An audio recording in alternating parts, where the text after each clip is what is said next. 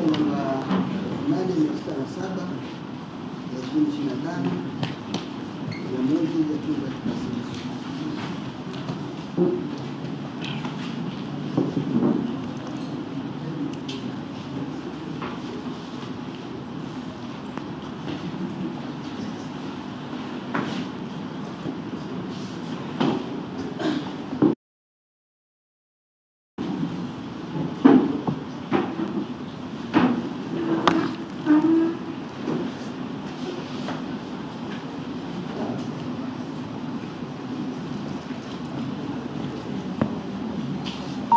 Upande wa mashtaka. Pendeze mahakama yako tukufu, Mheshimiwa Hakimu Mkazi Mkuu, naitwa Nasoro Katuga, wakili wa serikali mkuu, nasaidiana na Tawabu Isa, wakili wa serikali mwandamizi. Pendeza Mheshimiwa. Jobu Mrema, wakili wa serikali mwandamizi.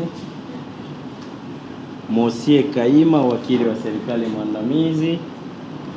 Cuthbert Mbilingi, wakili wa serikali, na Winiwa Kasala, wakili wa serikali. Mheshimiwa, jopo hili la mawakili 6 linaiwakilisha Jamhuri katika shauri lako, katika shauri lililoko mbele yako. Mheshimiwa, mshtakiwa yupo in person.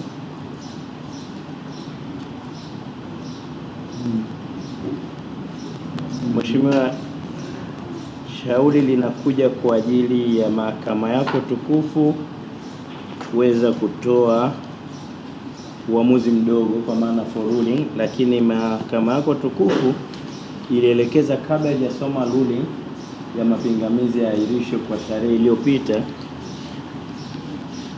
basi upande wa Jamhuri uieleze status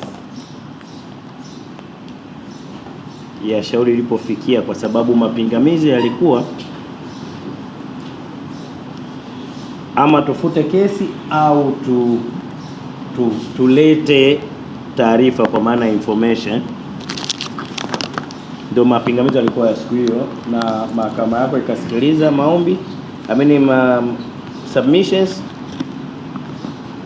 Leo inakuja kutolea maamuzi kwa nini iliona iairisha au siairisha. Mheshimiwa, status ni kwamba kabla mahakama yako hajatoa ruling, status ni kwamba upande wa Jamhuri umeshapeleka taarifa mahakama kuu, kwa maana ya kufile information kwa mujibu wa kifungu cha 262 na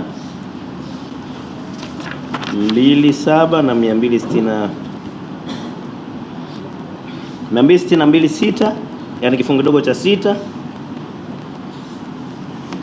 na 263 kifungu kidogo cha kwanza, sana sana 262 subsection 6.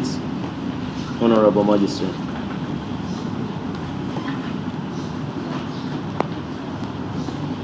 na taarifa hiyo imepokelewa na kusajiliwa kwa namba criminal session namba 19/605 19605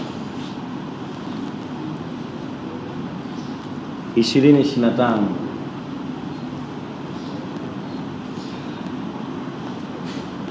ambayo ni shauri la Jamhuri dhidi ya Tundu Antipas Lissu.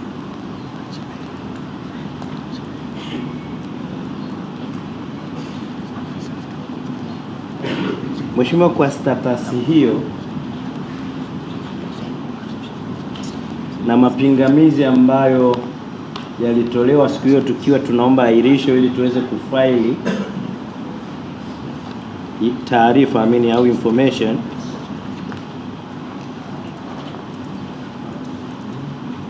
tunaona ni taarifa ambayo ililalamikiwa tarehe iliyopita na leo imecha timia kwamba tumefaili hiyo taarifa.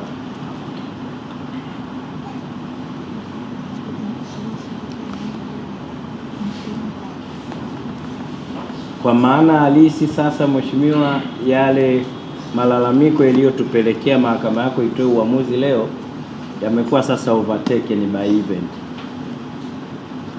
Yaani tunaiona mahakama yako sasa haina haja ya kufika kusoma ruling ya kwa nini yaahirishwe kesi na wakati tayari tumesha file information.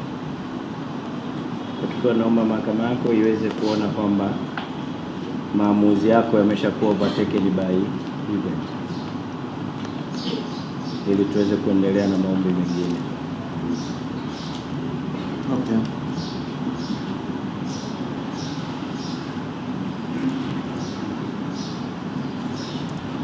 Shtakiwa. Asante mheshimiwa. Nimesikiliza taarifa ya mawakili wa serikali.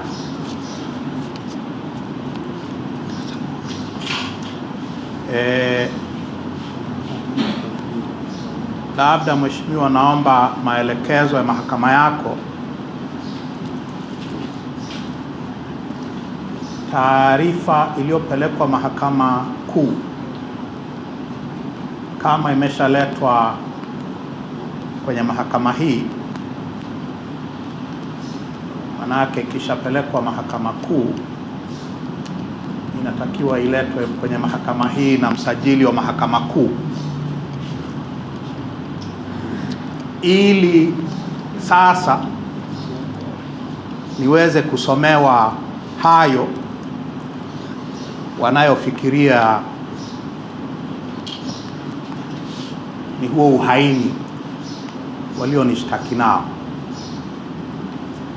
Sasa kwa vile wakili wa serikali mkuu hajasema kama amesema, nafikiri ni sahihi, wameshapeleka, tuambie mheshimiwa kama tunaendelea leo au la, au bado hiyo taarifa haijaletwa mahakama kuu na msajili. Mheshimiwa samahani, kabla hajaendelea mwenzetu, tuliomba mahakama yako kwanza, yani ione ile ruling yake ambayo ilikuwa imetaka kuitoa leo kwamba ni imekuwa overtaken by event, yani kile kilicholalamikiwa kimefanywa kazi. Nadhani ndio ukampa nafasi ili mahakama iweze kutamka kama inasoma ruling au imesha hiyo ombi la kwamba uamuzi hauna haja ya kusomwa kwa sababu tayari umeshapitwa na wakati. Nadhani ndio ulimpa mwenzetu ili asemee hilo kwamba kuna haja ya ruling na wakati tayari kilicholalamikiwa kimefanyika. Alafu sasa ndo tuje hayo mengine ambayo anayasema. Ndio maana sisi tukasema kwanza tuanze na hilo, likishapita tuende kwenye swala zima la hayo ambayo mwenzetu ameanza kuyasemea. Nilikuwa nakuja kwenye huko mheshimiwa, wakili wa serikali mkuu umeniwahi. Endelea. Mheshimiwa, kama wamesha file information, manake ni kwamba hakuna sababu ya kusoma uamuzi kama alivyosema wakili mkuu wa serikali. Nilianza na hiyo hoja yangu kwa sababu it goes without saying kwamba kama mmetekeleza finally baada ya miezi minne mmetekeleza kile ambacho nimekidai tangu siku ya kwanza, hakuna sababu ya kusumbuana tena. Mahakama yako tukufu mheshimiwa itupe maelekezo. Kama file limekuja kutoka mahakama kuu, tuendelee. Mimi niko tayari.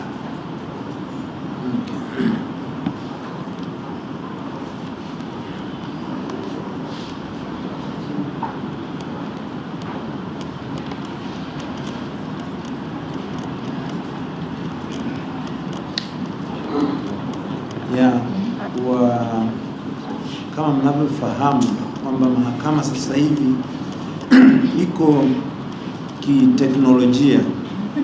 Mara tu information inapofailiwa mahakama kuu, itakapopokelewa na naibu msajili mahakama kuu, immediately pia inaingia katika jalada la mahakama ya subordinate court. sawa sawa. Kwa hiyo walipoisajili mimi huku niliipata, kwa hiyo ninaiona information hapa kwenye faili langu. Kwa hiyo information mlipoisajili Mahakama Kuu, baada ya msajili Mahakama Kuu kukamilisha utaratibu, mimi hapa nimeipata. Kwa hiyo ipo hapa. Hiyo moja. Pili, kwa kuwa tayari information imekwisha somwa, imekwisha letwa, hakuna sababu ya kuendelea na kutoa uamuzi mdogo. Kwa hiyo ule uamuzi umekwisha kuwa taken over by event. Sina sababu ya kuendelea kusoma. Kwa hivyo tutaendelea kwa hatua nyingine. Information ninaiona hapa. Asante mheshimiwa. Okay. Jamhuri. Mheshimiwa Hakimu Mkazi Mkuu, tunashukuru kwa taarifa hiyo na mahakama ambavyo imedevelop kwamba tukifaili tu moja kwa moja kijalada kinashushwa au kinaonekana mbele ya mahakama yako tukufu. Lakini Mheshimiwa, kwa mujibu wa kifungu cha 263 kifungu kidogo cha kwanza cha sheria ya mwenendo wa mashauri ya jinai, yani CPR. Subiri kwanza. Mshtakiwa, kesi yako ya Mahakama Kuu ni Criminal Session number 19605 ya mwaka 2025. Endelea. Mheshimiwa, kifungu hiki kinaelekeza sasa, baada ya mahakama yako tukufu kupokea information, basi ita cause copy ya information na notice ya trial kwa mshtakiwa ambazo zilikuwa provided under subsection 7 of section 262. Hiyo moja.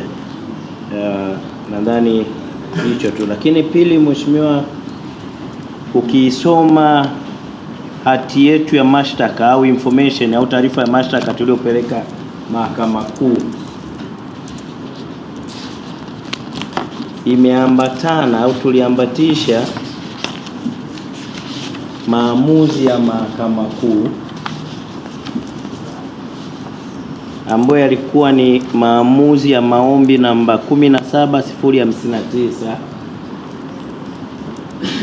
ya 2025, mwaka 2025, ambapo ilikuwa ni mkurugenzi wa mashtaka dhidi ya Tundu Antipas Lissu. Maombi haya yalitolewa na Jaji Mtembwa tarehe 4 mwezi wa 8 2025, na kirahisi tu Mheshimiwa Hakimu Mkazi Mkuu, maombi haya yalikuwa yana nia ya kulinda mashahidi ambao sio uniformed officers, yani wale mashahidi raia,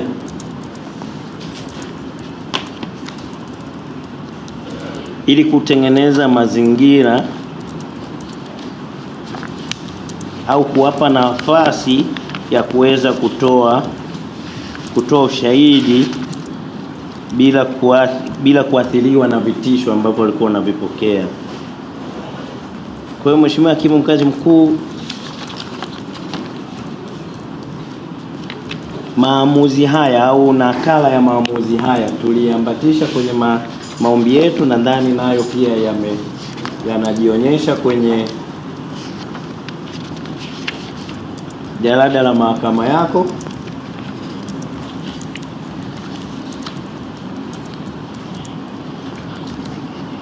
Lakini pia maamuzi haya Mheshimiwa Hakimu Mkazi Mkuu yapo kwenye kurasa wa kiofisi wa mahakama, yani tanzili,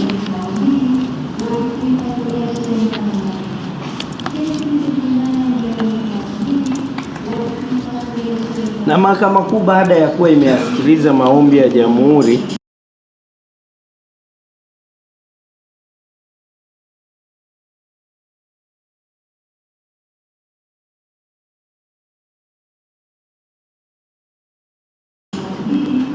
iliruhusu sasa kuwalinda hao mashahidi kwa namna ambayo ilielekeza.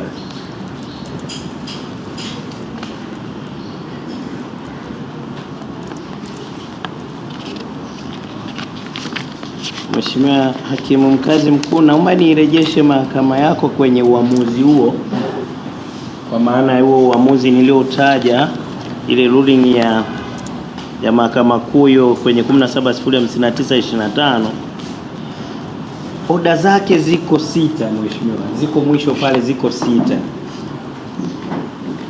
Lakini specifically nisichukue muda wako mwingi Mheshimiwa Hakimu, naomba nikurejeshe kwenye oda ya 4. Mahakama Kuu kwa busara zake na kutaka kuona kwamba hawa watu hawapati wale mashahidi huru, mashahidi raia hawapati vitisho vyovyote kabla au baada ya kutoa ushahidi, ikasema wakati wa komito au trial hakutakuwa na chapisho lolote la nyaraka yoyote au ushahidi mwingine wowote utakaopelekea utambuzi wa mashahidi ambao ni raia, unless kuwe na prior leave, kuwe kuna ruhusa kabla ya Mahakama Kuu, neno lililotumika pale of the court ya Mahakama Kuu.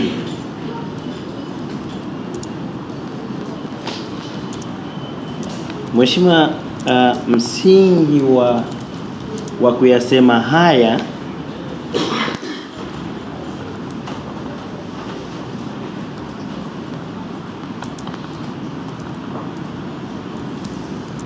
ni kwamba shauri hili linaendeshwa, shauri lililo mbele yako Mheshimiwa, linaendeshwa na kurushwa moja kwa moja dunia nzima.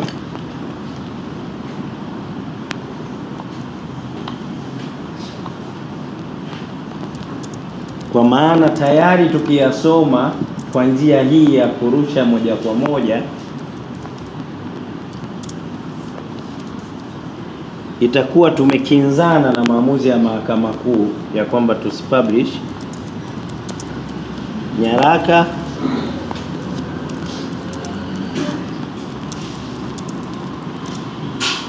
au ushahidi mwingine wowote ambao unapelekea utambuzi wa shahidi huyu, wa mashahidi wale ambao ni raia. Kwa hiyo Mheshimiwa, ombi letu sisi pamoja na nia njema ya mahakama ya kuonyesha moja kwa moja mwenendo wa shauri hili, tunaiomba mahakama yako tukufu comply na iweze kufuata maagizo au maelekezo yaliyotolewa kwenye ruling hii na Mahakama Kuu kwa kuzuia publication ya ushahidi wa namna hii. Na tunasema haya, ukisoma statements za mashahidi, hata kama hutomtaja jina, ule ushahidi unaweza ukapelekea utambuzi wake. Kwa hiyo tunaiomba mahakama yako kama itaridhia na kwa kufuata haya yaliyoelekezwa na Mahakama Kuu, basi tukisoma komito tumsomee mshtakiwa, yes, in open court, yes, lakini isitangazwe moja kwa moja kutokana na maamuzi ya Mahakama Kuu. Na Mheshimiwa, kifungu cha 263 kifungu kidogo cha pili kinaeleza kwamba tutasoma taarifa na maelezo ya mashahidi na nyaraka ambazo zina ushahidi kwa mshtakiwa. Kifungu cha ngapi? 263 revised edition ya 2023 Mheshimiwa. 263 kifungu kidogo cha pili cha sheria ya mwenendo wa mashauri ya jinai sura ya 20 263 263 kifungu kidogo cha pili cha sheria ya mwenendo wa mashauri ya jinai sura ya 20 ya mwaka 2023, marejeo ya mwaka 2023. Mheshimiwa, haya kifungu hiki na imekitaja kwamba kinaelekeza tumsomee au mahakama isababishe kusomewa maelezo ya mashahidi, nyaraka ambazo zina substance ya ushahidi ambao mkurugenzi wa mashtaka anategemea kuwatumia kama ushahidi kwa mshtakio, and sio kwa mtu mwingine other from mshtakio. Kwa hiyo najenga misingi hiyo ili tuweze kuendana sasa na maamuzi ya Mahakama Kuu. Mheshimiwa, kuepuka publication, kuitangaza moja kwa moja ni kufanya publication. Tupo hayo Mheshimiwa na kifungu cha 192 cha hiyo sheria ya mwenendo wa mashauri ya jinai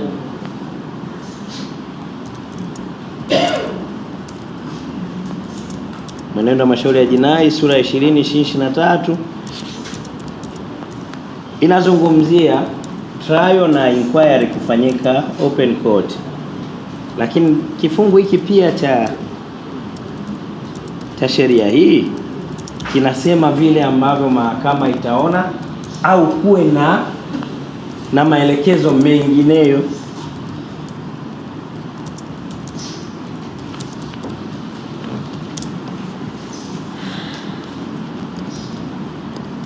Nimekileta hiki kwa maana ya kusema kwamba mtu anaweza akaiambia mahakama yako kwamba kufanya live publication, kufanya live streaming kuna tanua upana wa open court, lakini kifungu hichi kinasema open court itaendana na vile judge au magistrate anaweza kuaccommodate hiyo audience. Mheshimiwa, umeweza kuaccommodate hao waliopo, lakini publication tayari maamuzi ya Mahakama Kuu yanaona haita serve purpose ya kumlinda shahidi ambao ni raia.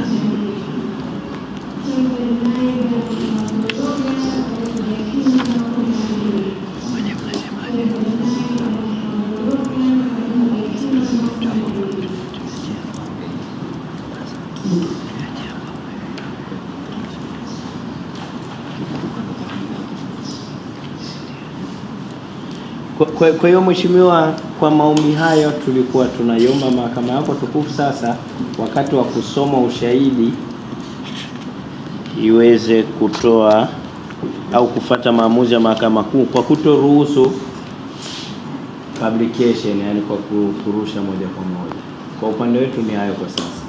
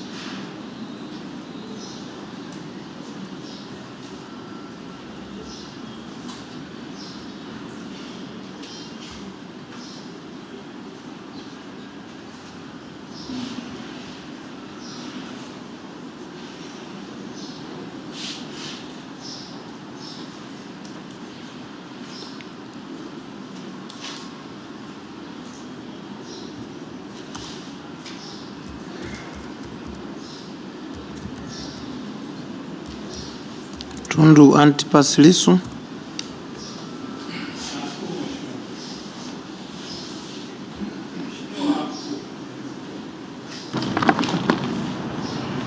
Naomba kwa heshima zote nipinge hoja na maombi ya wakili wa serikali mkuu.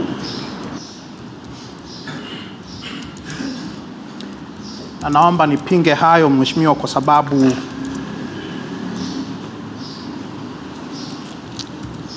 kama ambavyo nilikuwa nimehofia,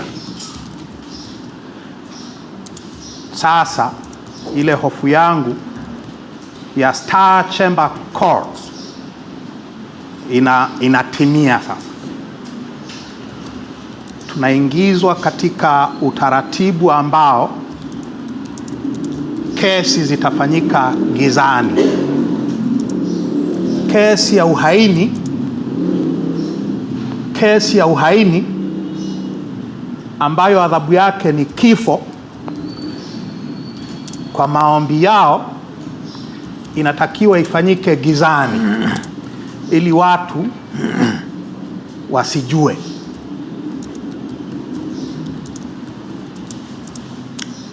Mheshimiwa, kwanza naomba nianze na amri ya Jaji Hussein Mtembwa. Pamoja na kwamba niko gerezani mheshimiwa, nimeipata.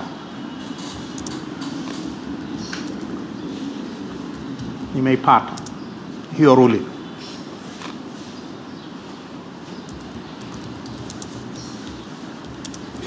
Ni Jaji Mtembwa ameamuru kitu gani, na hiyo amri yake, hayo aliyoyaamuru yana maana gani? Na nasema hivi kwa sababu nafikiri mheshimiwa hakimu, nafikiri wakili wa serikali mkuu anatanua maana, anapanua maana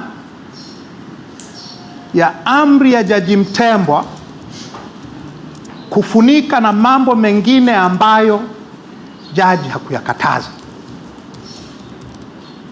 Kufunika ili kila kitu sasa kifanyikie gizani, kama ambavyo nilisema mara ya kwanza. Amri ya kwanza ya Jaji Mtembwa inasema hivi: the identities of the intended civilian prosecution witnesses in preliminary inquiry, namba ya shauri hili, shall not be disclosed, including their names, addresses, locations, during the committal proceedings and trial. Hiyo ya kwanza.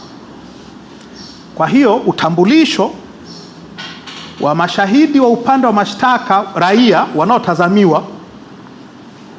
wanaotarajiwa kuwa mashahidi, utambulisho wao hautatolewa hadharani, na hiyo ni pamoja na majina yao, anwani zao, mahali wanapokaa wakati wa committal proceedings leo na tutakapoenda mahakama kuu. Hiyo ni ya kwanza. Ya pili,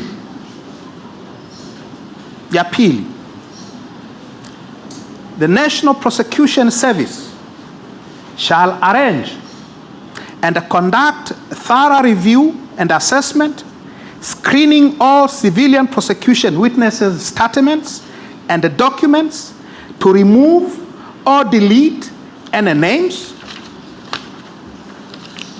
details, addresses, or facts that, on the face of it, will potentially reveal their identities before they are read aloud during committal proceedings. Yaani, upande wa mashtaka upande wa mashtaka wao wanatakiwa waangalie, wafanye assessment, wachunguze hayo majina ya mashahidi wao kwenye taarifa zao na kwenye nyaraka zao nyingine, ili kuondoa au kufuta majina, details, maelezo, anwani au taarifa nyingine ambazo kwa kuziangalia tu zina uwezekano wa kufanya mashahidi wao wajulikane wakati atakaposomwa kwa sauti kwenye committal proceedings. Wanatakiwa wafute hayo ili wanaposoma hapa hadharani wasijulikane, sio watuletee giza.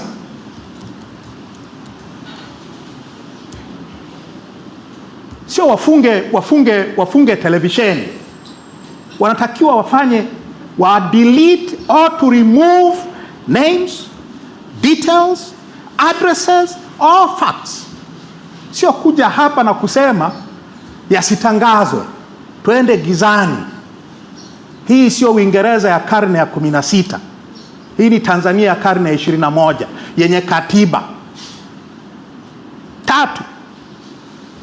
Amri ya tatu ya jaji nasema hivi: in the alternative to number 2 above and in a bid to have a fair trial, the National Prosecution Service is to prepare a comprehensive summary of detailed facts without disclosing the identities and whereabouts of civilian prosecution witnesses, which will enable the respondent to understand the gist and the substance of the prosecution evidence. Yaani, kama mbadala wa ile namba 2, upande wa mashtaka, mheshimiwa, unatakiwa kuandaa summary ya ushahidi wote walionao bila kuonyesha utambulisho au mahali walipo hawa mashahidi wao wa kiraia. Waandae taarifa ambayo itamwezesha mjibu maombi, yaani mimi, kuelewa the substance, kuelewa msingi wa ushahidi wao. Hiyo ni ya 3. Ya 4, during committal proceedings and trial, no dissemination and or publication of any documentary evidence or any other testimony bearing the identity of a civilian prosecution witness is allowed without prior leave of the court. Yaani, wakati wa mashauri haya hapa au wakati wa mashauri Mahakama Kuu, hakutakuwa na kutangaza, na kutumia dissemination na publication, Kiswahili chake sijui nitatumia hiyo kutangaza, naeleweka. Hakutakuwa na kutangaza ushahidi wowote wa nyaraka au ushahidi mwingine wenye kuonyesha utambulisho wa mashahidi wa upande wa mashtaka wa kiraia. Kuna hilo katazo, isipokuwa tu kama mahakama itaamua. Maana yake ni nini? Maana yake ni kwamba kitu ambacho hakipaswi kutangazwa ni chochote ambacho kitatuambia jina au utambulisho wa hao mashahidi wao. Na hicho, mheshimiwa, maana yake ni nini? Kama wamefuta majina wamefuta maelezo, wamefuta anwani, wamefuta whereabouts za mashahidi wao kama ilivyoamuliwa namba 1, namba 2 na namba 3. Namba 4 inakuwa imeshakuwa overtaken by event. Hutakuwa na haja ya namba 4 kwa sababu tayari umeshaondoa yote ulioambiwa uondoe, ulioambiwa ufanye.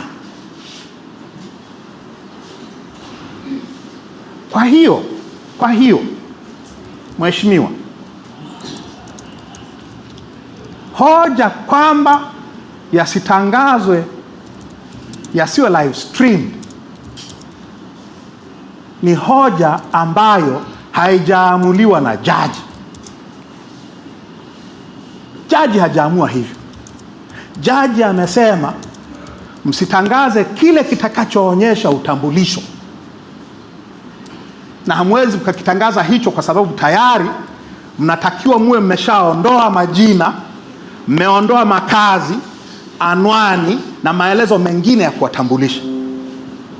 Kwa this prayer, hii hoja Mheshimiwa kwamba twende gizani ni hoja ya kutupeleka kwenye kangaroo courts, ni hoja ya kutupeleka kwenye star chamber courts. Na Mheshimiwa, kwa sababu nimeisema hii sana, watu wanafikiri nazungumza maneno ya kisiasa, ngoja niseme maana ya star chamber court ni nini kwa mujibu wa Black's Law Dictionary 11th edition.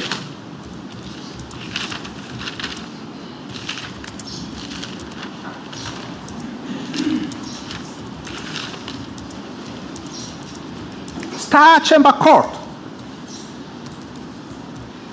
this is from Black's Law Dictionary 7th edition.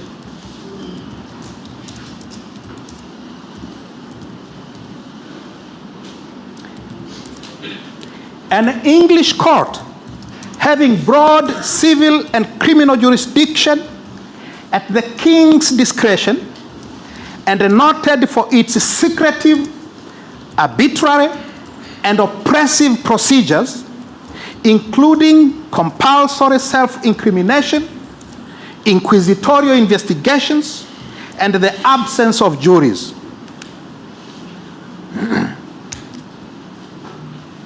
And the kangaroo courts, kwa mujibu wa tafsiri hiyo ya dictionary ya kisheria, a court or tribunal characterized by unauthorized or irregular procedures, especially so as to render a fair proceeding impossible. It is also a sham legal proceeding.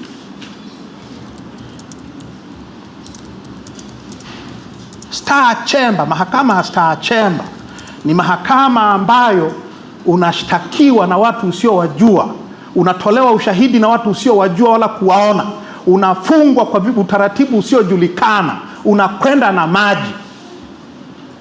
Ni utaratibu ambao kwa mujibu wa kamusi ya kisheria ni uamuzi ambao unatawaliwa na siri, taratibu za hovyo hovyo, arbitrary,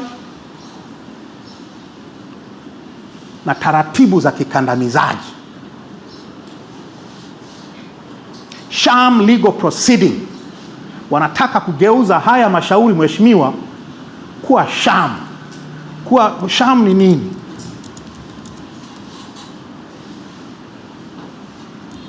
Yaani mashauri ya mchongo, yaani unakwenda na maji. Sasa mshtakiwa una submit, sawa?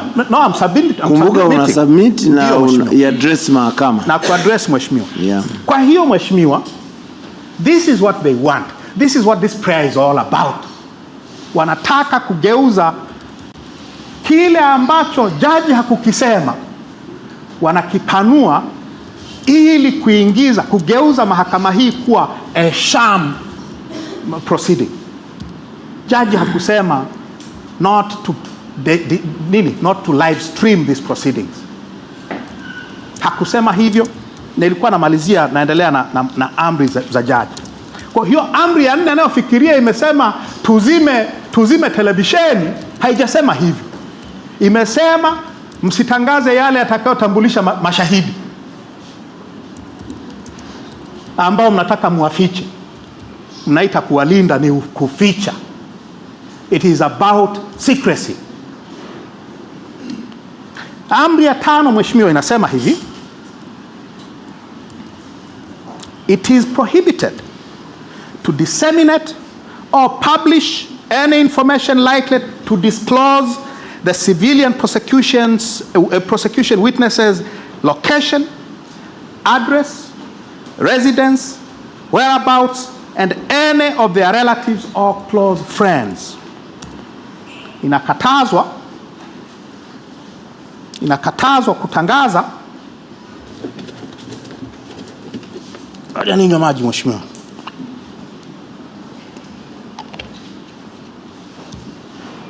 Inakatazwa kutangaza taarifa yoyote ambayo inaweza kutambulisha mahali wanapokaa mashahidi hawa wa kiraia, anwani zao, makazi yao, au mambo hayo yanayohusu ndugu zao au marafiki zao wa karibu.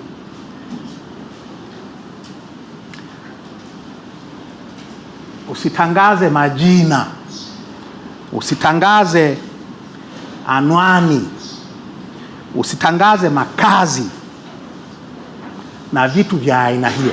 Mengine yote tangaza.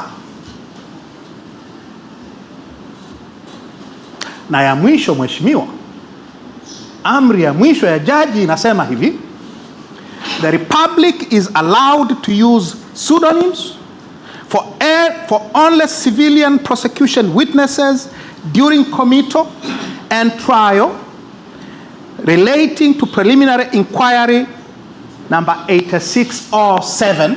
Hii wanaruhusiwa kutumia majina bandia kwa mashahidi hao tu. Kwa hiyo badala ya kuiambia mahakama yako tukufu tuzime televisheni na video na nini, wanatakiwa wawape hawa mashahidi wao majina ya bandia, kama ilivyofanyika kwenye kesi ya kwanza ya uhaini mwaka 70, kama ilivyofanyika kwenye kesi ya pili ya ushahidi mwaka 83. Unawapa mashahidi unaotaka kuwalinda, unawapa majina ya bandia. Hukatazi watu kuja kuangalia kesi muhimu ambayo inadaiwa mtu amefanya kosa la uhaini dhidi ya Jamhuri ya Muungano, ili akipatikana auawe, akanyongwe. You don't do that. Unawapa watu majina ya bandia, na jaji amesema wapeni majina ya bandia. Kwa hiyo mheshimiwa, hakuna hoja hapa ya kwamba television cameras zizimwe. Hakuna. Sio kwa amri hii, unless waniambie haya niliyoyasoma sio ruling ya Jaji Hussein Mtembo. Wakisema hiki nachokisoma sio chenyewe, nitakaa chini nifuate maelekezo yako. Lakini kama ni hiki mheshimiwa, Jaji Mtembo hajasema hivyo.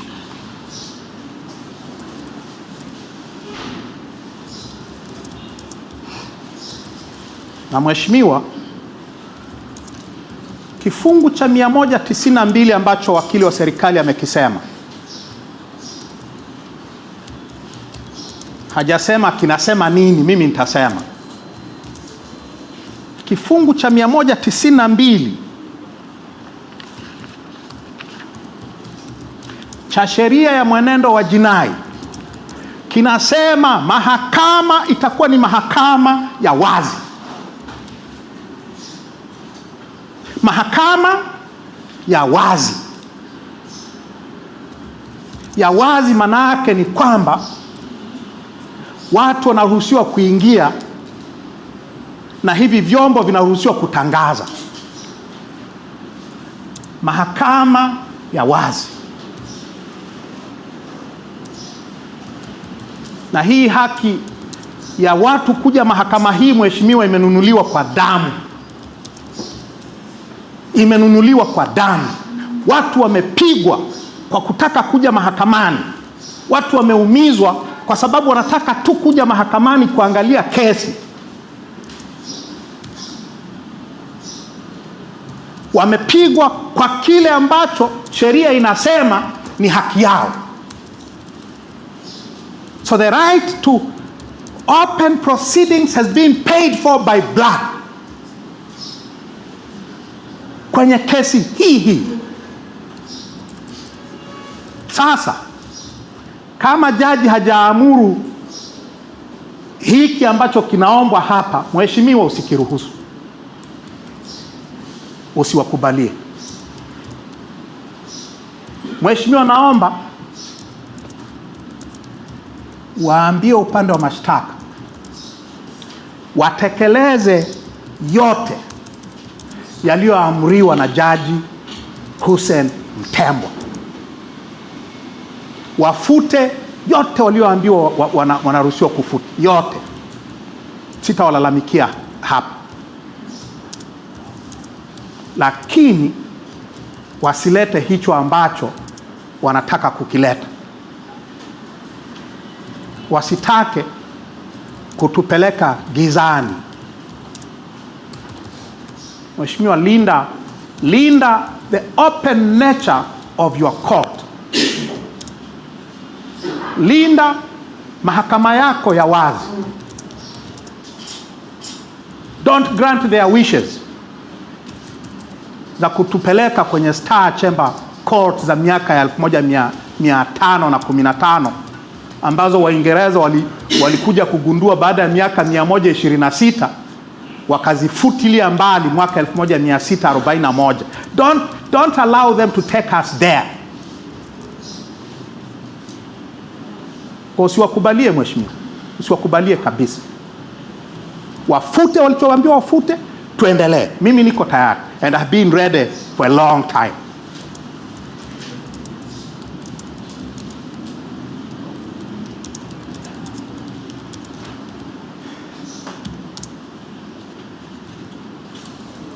Nimemsikia wakili wa serikali mheshimiwa akisema hivi,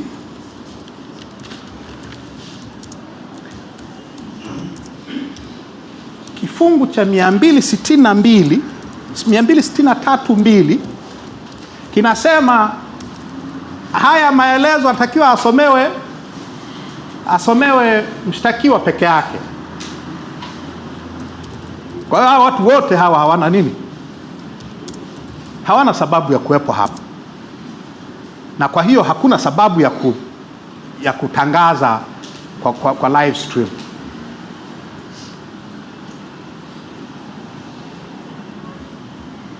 Mheshimiwa,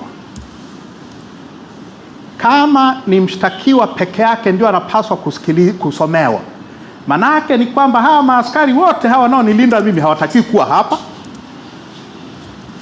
Hawa mawakili wote walioko hapa hawatakiwi kuwa hapa. Hawa sijui kama ni maafisa wa mahakama au ni kina nani, lakini sidhani kama ni hawatakiwi kuwa hapa.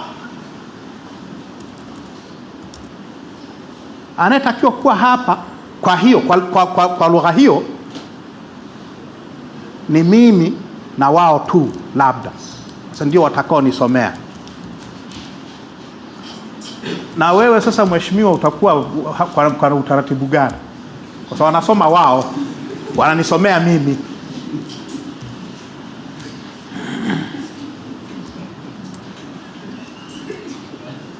Kwa hiyo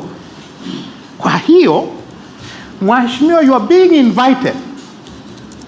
being invited to do something which will utterly destroy the credibility of these proceedings, that will utterly destroy your own credibility, that will render justice impossible.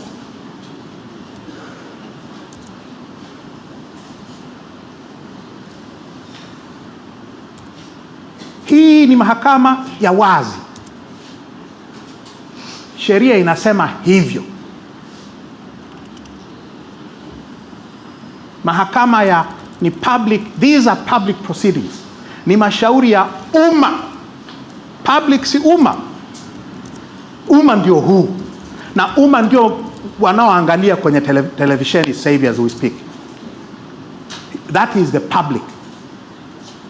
Kwa hiyo mheshimiwa, don't fall into that dangerous trap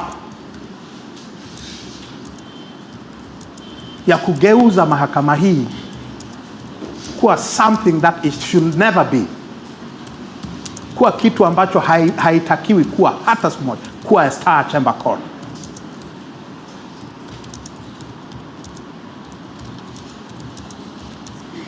Ya kwangu ni hayo mheshimiwa.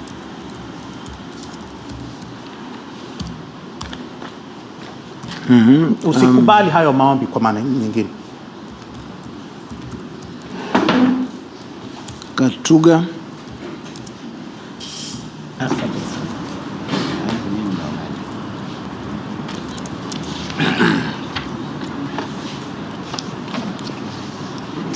Tumesikiliza yale ambayo mwenzetu anayasema kupinga hoja ambayo sisi tumealika mahakama kwenye maamuzi ya mahakama kuu. Ila kitu kimoja nimekipenda na kukichukua kwamba swala la kulinda mashahidi sio swala la kwanza. Kesi ya kwanza ya uhaini ameturejesha ya Katibu Gandhi, hakuitaja, lakini ile ya mwaka 70 ni ya Katibu Gandhi kwamba kulifanyika witness protection. Yani siku zote nilikuwa najua analalamika yeye ndio kesi yake ya kwanza kufanywa witness protection. Lakini mheshimiwa ameappreciate kwamba hii kesi sio ya kwanza. Hakujawahi kuwa na lalamiko la kufanya witness protection kwamba ninakuwa Star Chamber Court kama anavyoziita. Kumbe anajua yeye sio wa kwanza. Na yeye ni msomi mzuri. Anaturejesha kwenye vitu vipo kisheria.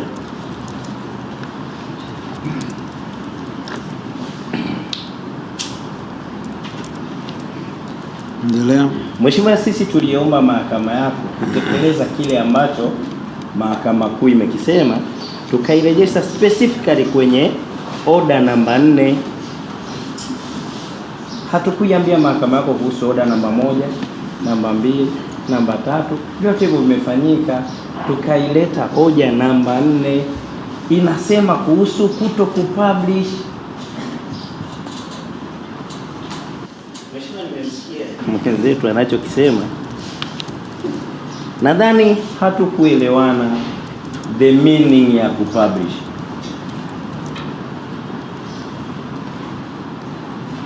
Ziko tafsiri kutoka sehemu mbalimbali the meaning of publication. Hadi kwenye cyber crimes zipo. Sitaki kuliopa kwa sababu itakuwa ni new issues kwenye rejoinder. Lakini publication tuliokuwa naisemea sisi ni ile kukifanya kitu kiwe public, yani kiwe kwenye jumuiya. Sasa mheshimiwa, kama hii alisema, mheshimiwa jaji alisema hakutakuwa na publication. Mwenzetu anasema mheshimiwa hapa kuzuia live streaming.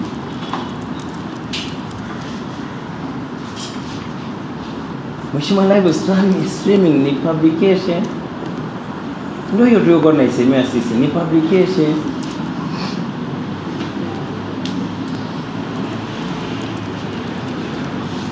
Ndio maana tukawa tunasema mheshimiwa, sisi hoja yetu ni kutekeleza hii amri ya mahakama baada ya kuona danger ya kufanya publication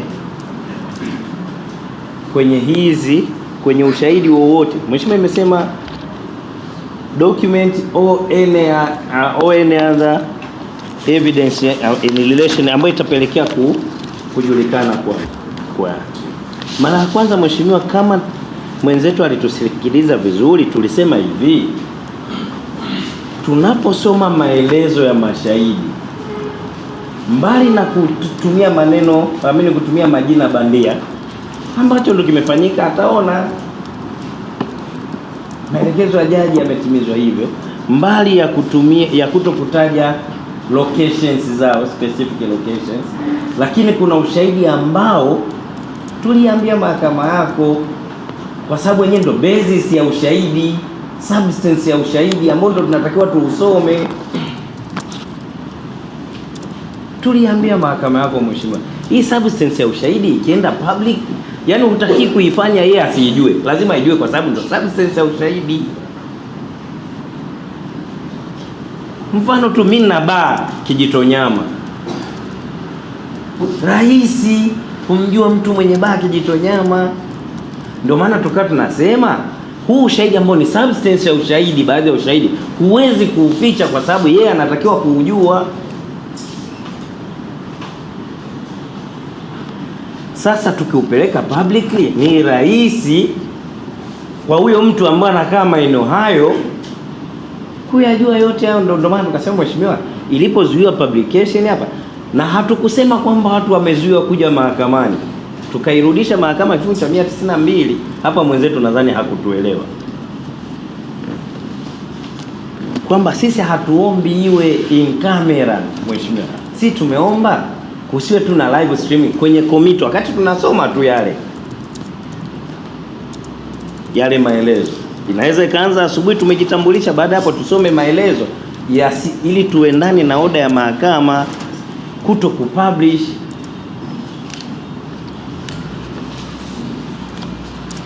Kwa sababu statement nyingine huwezi ukaificha to the extent kwamba kwa mtu ambaye anajua either maeneo hayo au mkoa huo atajua huyu ni nani. Huwezi kuificha. Ukificha unaficha substance ya ushahidi mzima ambao hatutakuwa hatusave purpose ya kifungu cha 263 kifungu kidogo cha pili, kwa sababu kinataka substance ya ushahidi wake usomwe.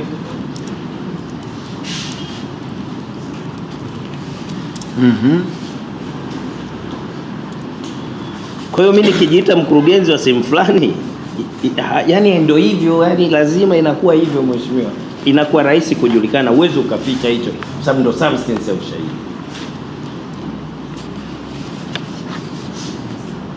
Ndio maana busara ya mahakama kuu ikasema visiwe published ili kupunguza ile range ya huyu mtu kuwa identified easily.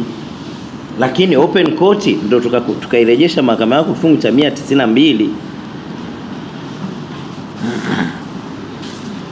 kinaruhusu watu kuingia, lakini kinasema pale jaji au magistrate anapokuwa convenient kwa contain hao watu, yani wa idadi hiyo. Sisi hatujapinga watu kufika hapa, tulichosema kusiwe na live stream. Lakini kingine mheshimiwa,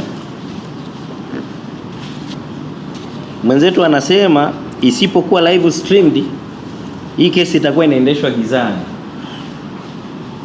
Uzuri mheshimiwa, hii ndio kesi ya kwanza tumeanza nayo hii Tanzania tangu imepata uhuru kuiendesha ikiwa live streamed mheshimiwa.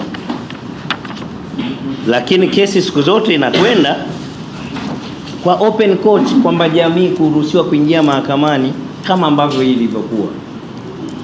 Haijawahi sehemu yoyote kuonekana kwamba mahakama kesi iliyoendeshwa open court eti ni mahakama ya gizani, kama mwenzetu anavyotaka kuiaminisha mahakama yako kwamba isipokuwa live streamed basi inakuwa ni mahakama ya gizani. Yeye anapenda kuziita star chamber course.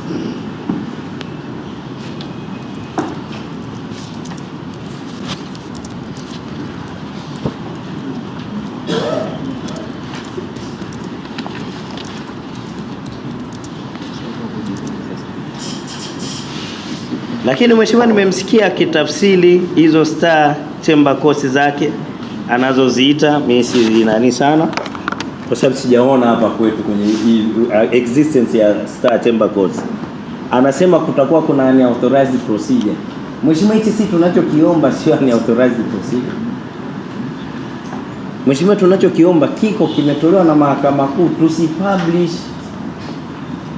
Ni amri ya mahakama kuu ambayo kwa utaratibu inaibindi mahakama yako tukufu, kama ambavyo tuliomba irejee mahakama hiyo.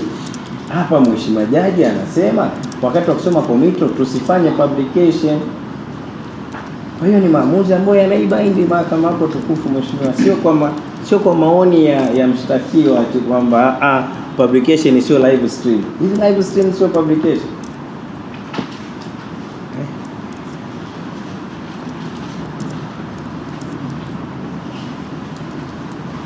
Kwamba mahakama ingetamka wazi kwamba hakutakuwa na live stream, ndio ili tueleweke kwamba tumenyimwa live stream. Ile kusema publication peke yake haikutosha. Mheshimiwa, sisi tunasema publication iliyosemwa pale ilimaanisha kutokutangaza, ikiwemo kufanya live stream, kuandika kwenye magazeti kila sehemu kwamba kuna shahidi yuko Mbeya sehemu fulani, regardless ya kuficha mtaa au nani. Mkoa hauwezi kuficha, lakini ule ushahidi wake tu unajua huyu fulani. Ukitangazwa ni rahisi identification. Ndio busara nani ilikuwa hivyo. Lakini tumemsikia anasema kwamba kutokutangazwa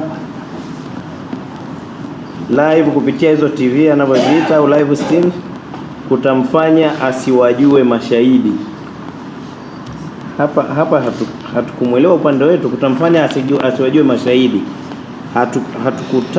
Hatukujua alitaka kumaanisha nini, kwamba ikienda live stream ndio kutamfanya yeye awajue mashahidi. Hapa mshtakiwa alileta tu sababu kwa ajili ya kuiangalia mahakama iangalie umma badala ya kufuata sheria.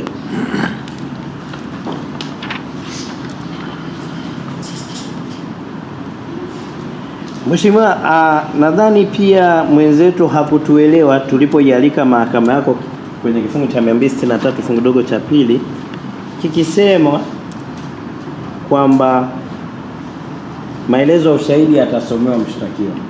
Hii tuliweka as a basis ya kusema kwamba mshtakiwa mwenyewe atasomewa in open court kwa mujibu wa kifungu cha 192. Sasa sijui hapa hakutuelewa vipi. Hao watu wanaotaka wawepo hapa mahakamani watakuwepo, ila oda ya mahakama imezuia publication in open court kwa mujibu wa kifungu cha 192.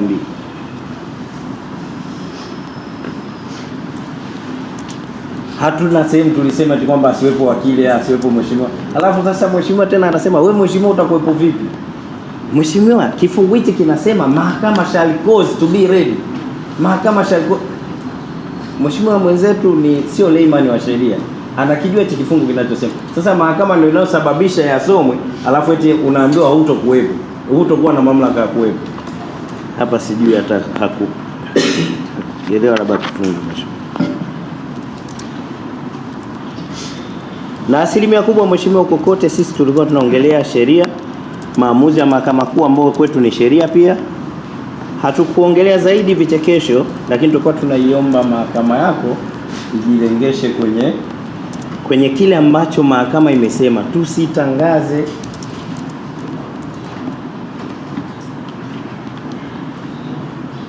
Na hakuna sehemu yote sisi tunaitaka mahakama yako tuigeuze iwe kitu ambacho hakitakiwi kuwa. Mheshimiwa, maamuzi hapo yanasomeka, tafsiri yake anaitafsiri kwa kwenda kwake. Lakini mahakama yako tukufu kwa busara itatafsiri maamuzi ya mahakama. Make hayahitaji hata nani, lakini yanatafsirika tu kirahisi. Kichukua neno publication, the meaning ni nini? Na kama tulivyosema kwamba tunachosema kwamba kuna vingine huwezi kuvificha, ukivisoma lazima vitalidi identity kwa mtu ambaye, yani sasa tukiweka kwenye upana wa jamii kwa ujumla.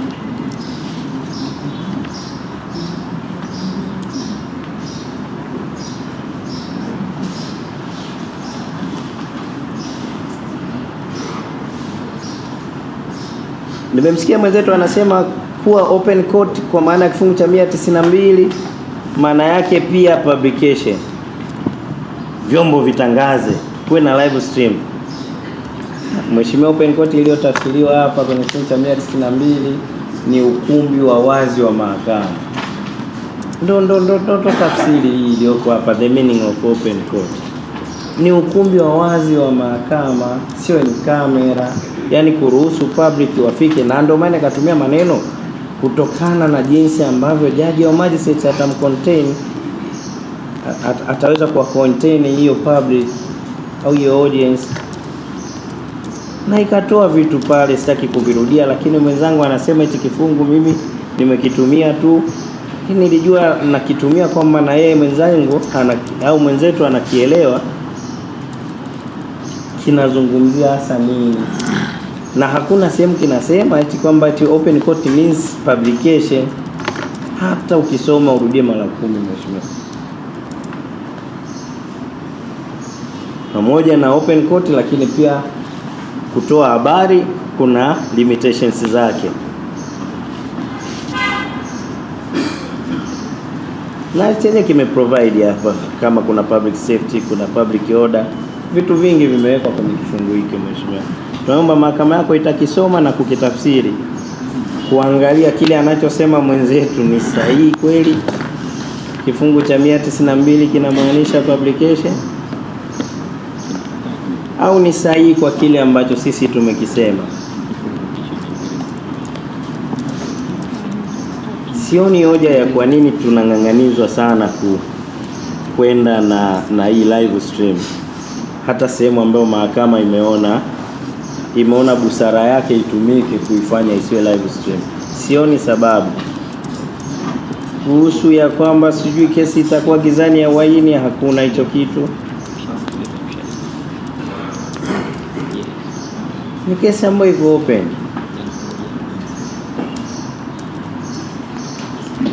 Mheshimiwa, sisi tunaomba ombi letu